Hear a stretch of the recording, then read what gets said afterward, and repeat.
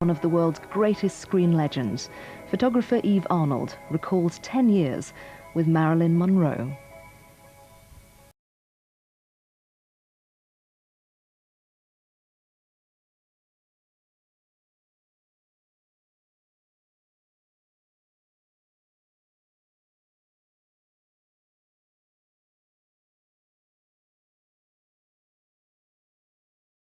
Enough and sharp enough and beautiful enough and to be able to manipulate almost any situation so that it became something which was totally her own. I have never in all the years that I've photographed, and it's many years, seen anyone with the ability to do that, and she did it superbly. But she played. She was able to assess each photographer, even if it was only an amateur with a box camera. She worked with the same intensity and diligence that she would have if she were working with a top professional. And she was very clever. She was, when she sensed a camera, because sometimes I didn't even know there was anybody else there with a camera, suddenly the breasts would heave up, the back, the buttocks would jut out, and there she was. She was the movie star. The smile was brilliant. She was always sort of golden looking, and because she had a down, just very fine golden hairs all around on her face, it trapped the light. It was extraordinary. I've never seen it before, and acted as a nimbus so that she looked almost angelic. And it was kind of marvelous to photograph her, and the fun was to watch what she would do, because you would set a situation. You would say, shall we do so-and-so? And she would say, fine, let's.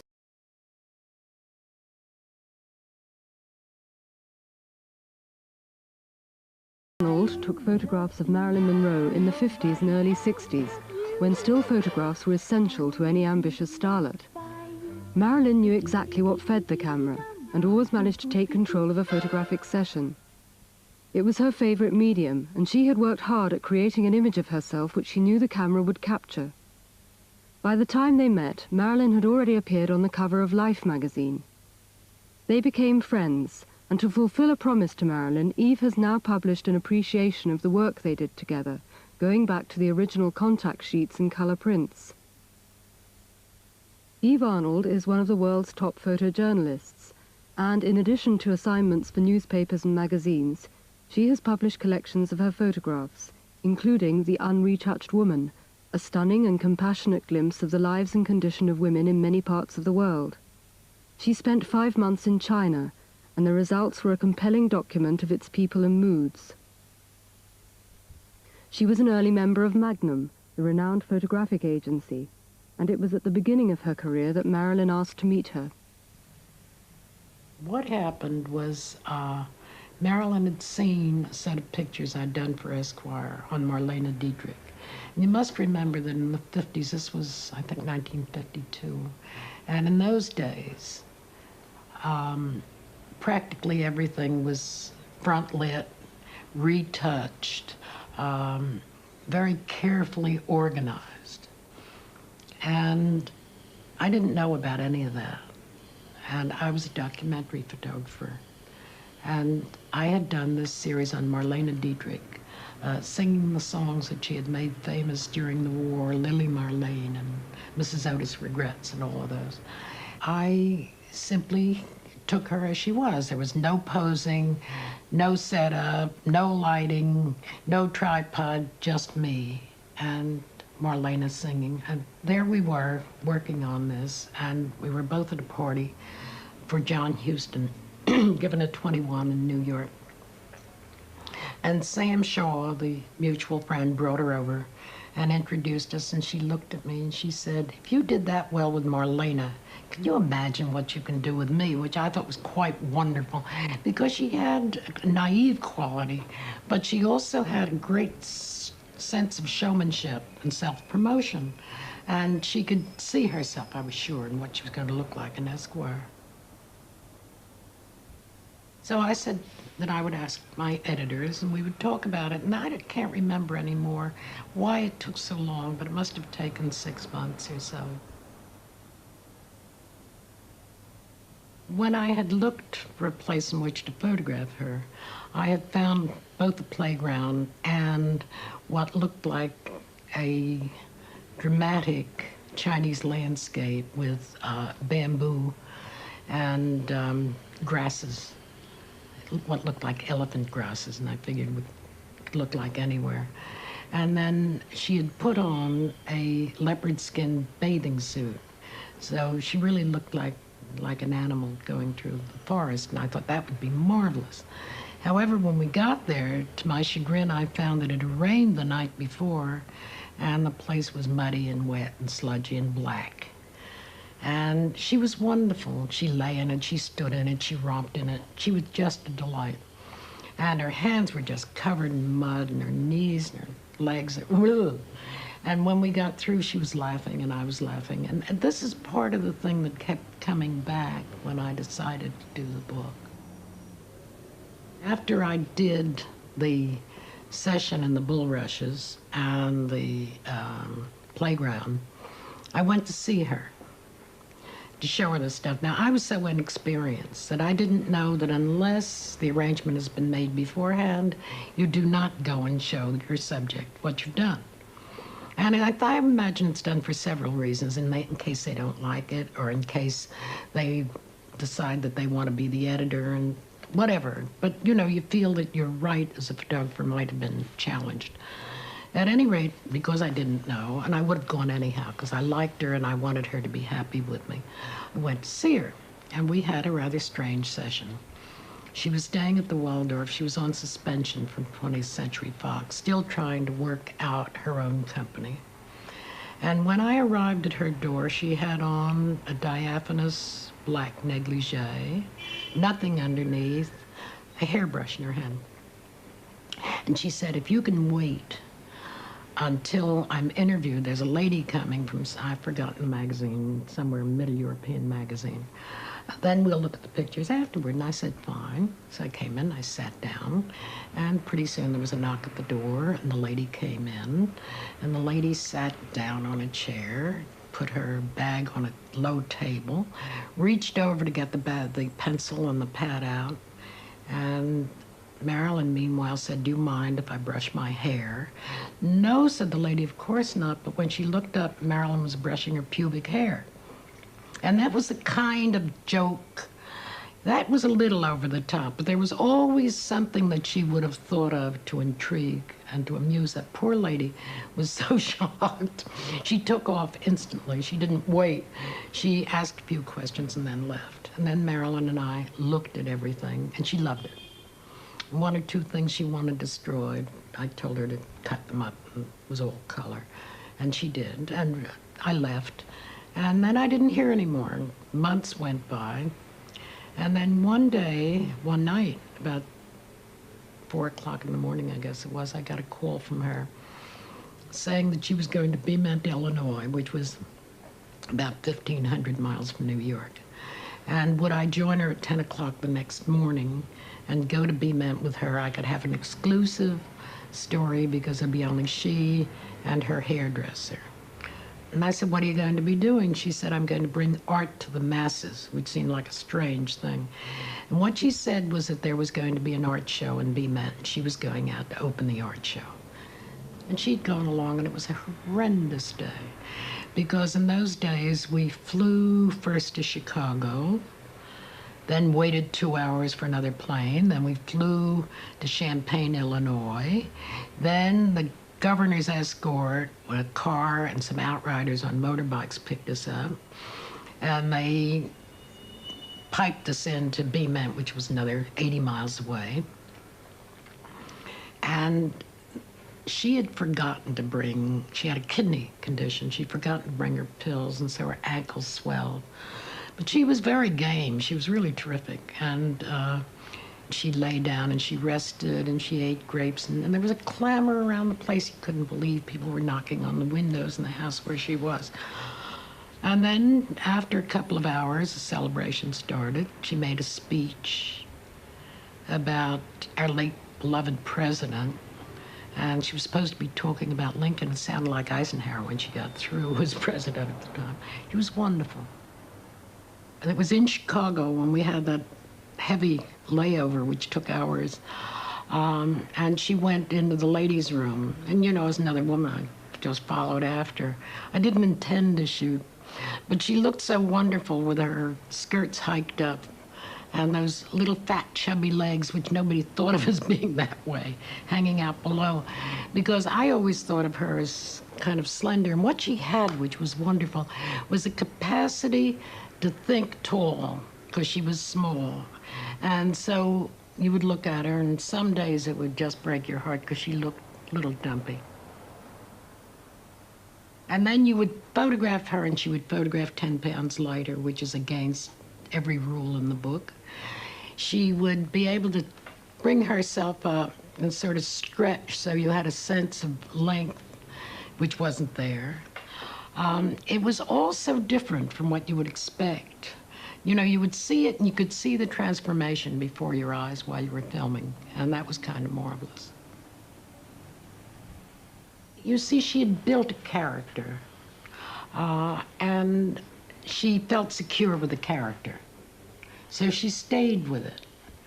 And somewhere along the line, it seems to me that as long as she believed that she was Marilyn Monroe and a movie star, and she wasn't yet, that was fine. She could cope with that. She could deal with it. She loved it. When the fantasy became the reality, it was no longer tenable for her. She found that she then was fragmented. Everybody wanted something from her, but it was always the public to whom she played. She would put on a performance that would be extraordinary, no matter where she went, and that was heart and soul to her. That was identity. That was the person that she was and the person she wanted to be. I photographed her over a 10-year stretch. There were 6 photographic sessions, in addition to which we saw each other socially.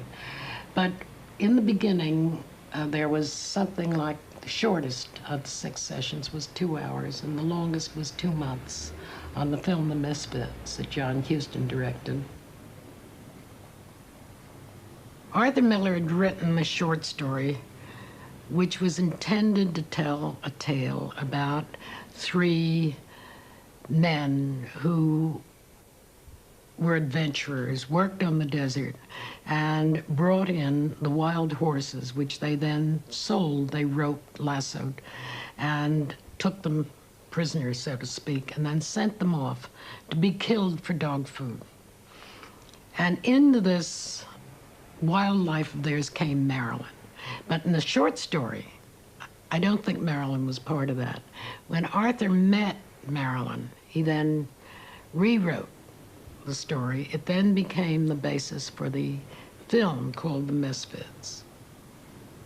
It had Clark Gable in the lead. It had Marilyn as the female lead. It had Montgomery Clift, Eli Wallach. But it was meant to be exquisitely made. It was meant to be a small statement, but very serious. And it was meant to bring Marilyn forward as a very serious actress. And this was Miller's Valentine to Marilyn. The marriage was already over, but what he had wanted to do with it was to give her a gift, and he did, I think. She adored all of it. She loved the attention. She loved these very handsome men. What she didn't like was the fact that they were all such polished actors. When they kept changing lines, they would just read them off and be word perfect. And she would have difficulty because A, she didn't have the training, and B, she was troubled, and it was difficult to remember the lines when she was going through a trying time. But she did like them, and then there was always the business of their touching her. She would be touching them. And when you think back over it, it seems like a cry for help. Actually, what it was, I think, is just a need for human physical contact. And there's one pyramid where I have Clift and Ralph Roberts. Roberts is rubbing Marilyn's shoulders, Clift is rubbing Robert's shoulders, and so on up the line. The idea was that the film company did not want Marilyn to be troubled by hundreds of photographers, because there would have been over that 4 or 5 month stretch they made the film. So in order to make her life easier, it was agreed that Magnum would come out 2 by 2, like in the Ark, 2 people every 2 weeks, and we would photograph, and in that way prevent all this madness that would go on, and, you know, kind of repetitive thing of taking the same pictures by many photographers. So in the end, she got very tired of the whole thing, and she asked, I went out for 2 weeks, and she asked if I could stay on, and I stayed for 8 weeks with her, and we photographed. And in the end, there were hundreds and hundreds and hundreds of sheets of contact material, and it was hopeless, because during the time of the filming, she was supposed to make sure that everything was checked out and edited, and what she didn't want was refused, and what she did want was used. It was all set up. And in the end, it got hopeless, because the making of the film was fraught with problems. She was ill at the time. She was disturbed. She had twice taken an overdose of sleeping tablets, I'm sure by accident, because her big enemy was that she couldn't sleep. And so nights she would take 2 pills and then 2 more pills, and then forgetting, she'd wake up and wouldn't remember. She'd be muzzy, and in the morning she could hardly find her way around. So it was so tough for her that I guess it was simpler for her just to have me, and there was Ernst Haas, who was mad about the wild horses in the film. So he was with the horses, I was with the actors most of the time.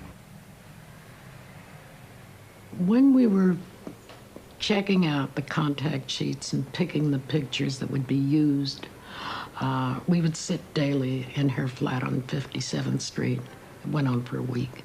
Each of us with a set of contact sheets and a grease pencil and a jeweler's loop, looking at endless pictures of Gable.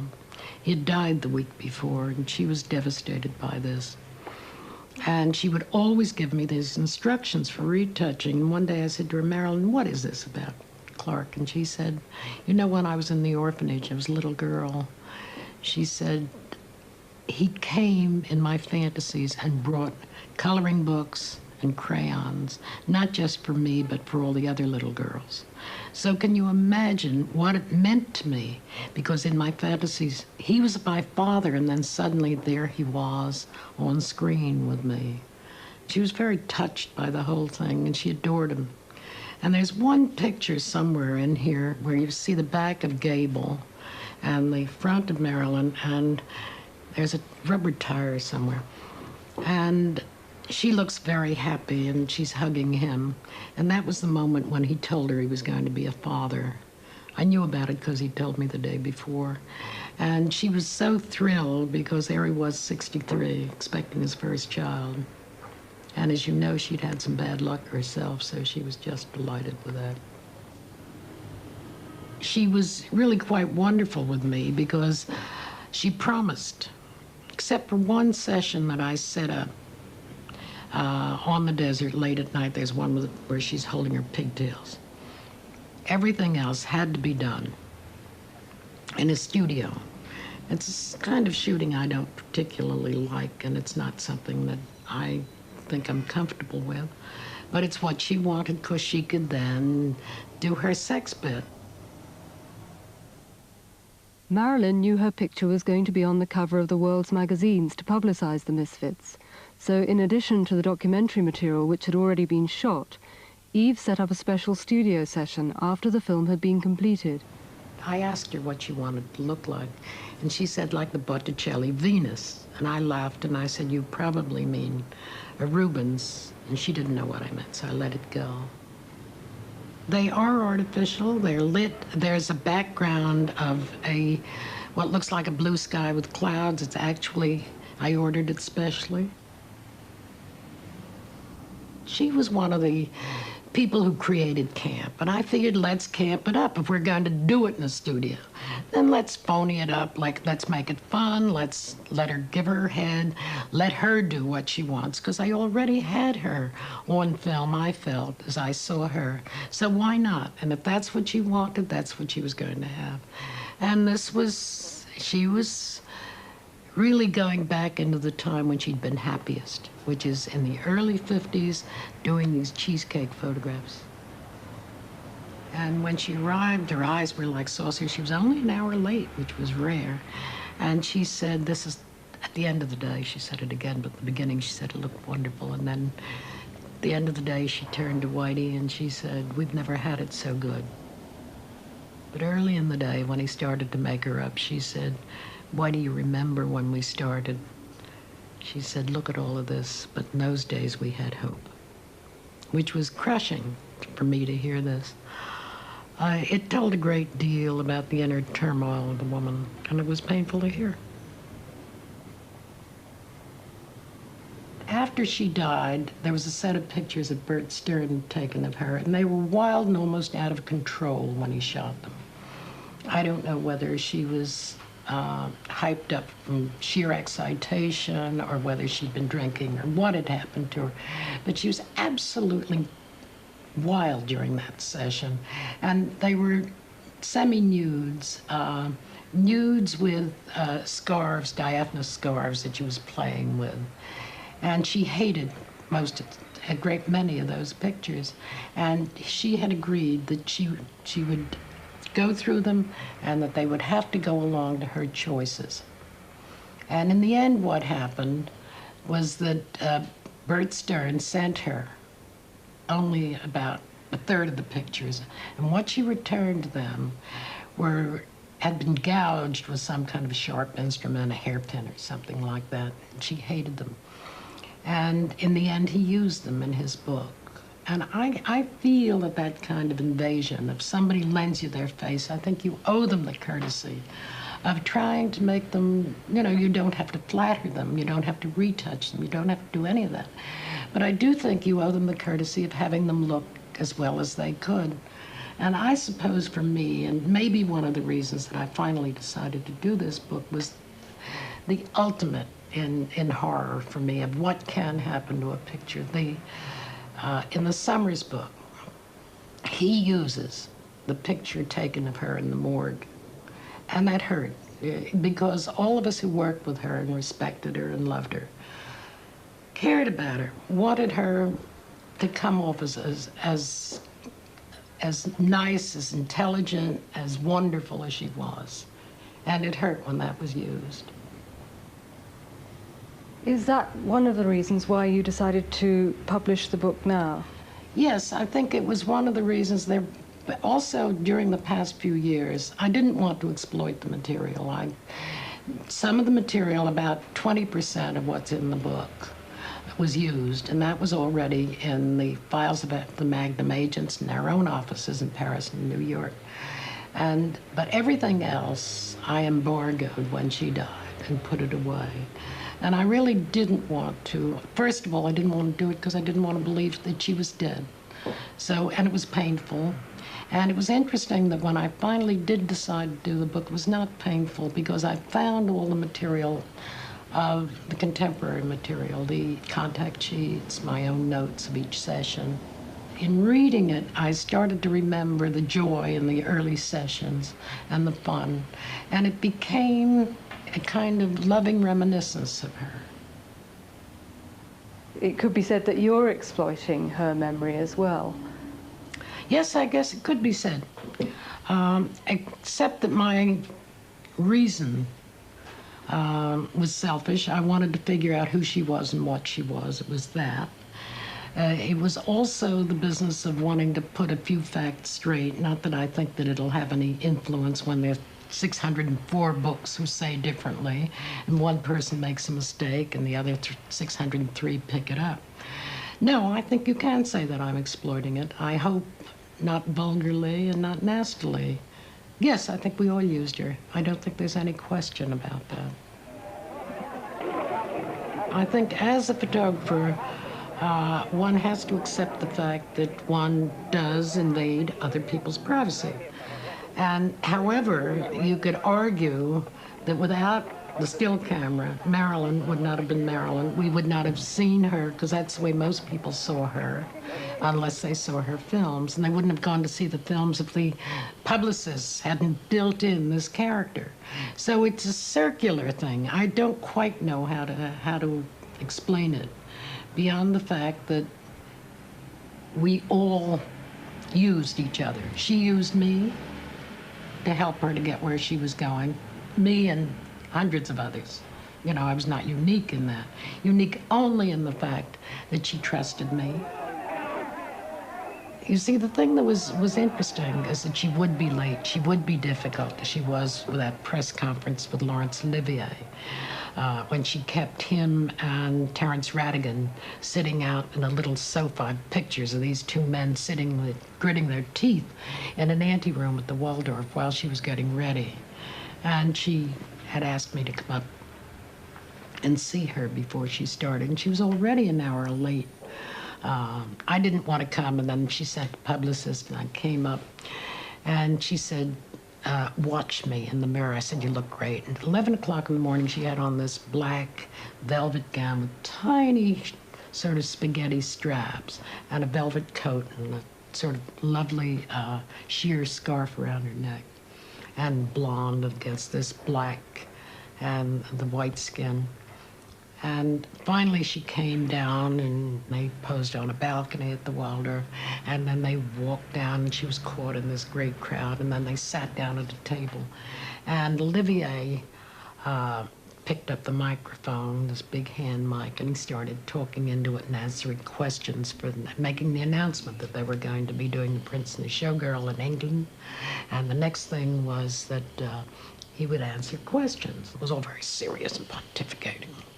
And then suddenly, Marilyn leaned back, pushed her coat back, leaned forward, and broke one of the straps, and the whole place went mad. And safety pins were handed, and laughter was heard, and she had the microphone. It was her show. But that was, I'm sure, was premeditated. Afterwards, she was very angry when people asked her if she'd planned it. I think she did. The last time that I photographed Marilyn, she had called from the hospital early on when I had met her, when we'd gone to Bement, Illinois. She had had an illness, a kidney ailment, which doctors describe as an ailment of women who are fair, fat, flatulent, and 40. And she was precocious because she was 28 when she got it. And then in her 30s, she was operated on. And she called me from the hospital and said that there was a woman's magazine, I think it was called Good Housekeeping, that wanted to do a story on Mrs. John Kennedy's hairdresser, who was called Kenneth. And the article was called Mrs. Kennedy's Kenneth. But since he was also Marilyn's hairdresser, would I come and photograph Marilyn? And she looked wonderful. She'd just gotten out of the hospital. She'd slimmed down. Kenneth had done a kind of wonderful sweeping hairdo for her. And it was just laughter and pleasant. And I photographed her. And that was the last time. And I only used about a half a roll of film because it was all there. There was no point in going on. And she was tired and just come from the hospital. That was the last time I photographed her, but there was a time when she called after that. I was living in London at the time, and I'd just gone back to New York, and I was at home in the country. And she called, and she said she was going to sing Happy Birthday to the president. John Kennedy was then president. And I had just come in. I was exhausted. And I knew what it would be. It would be me dancing attendance and coming in first, and she would come in with lots of other people. And I was tired, and I thought there was nothing I could add to everything I'd done. And I said, Marilyn, I think not. And I've always regretted it, because I think it might have been nice to have seen her that once when she sang in that breathy voice of hers. But that was it.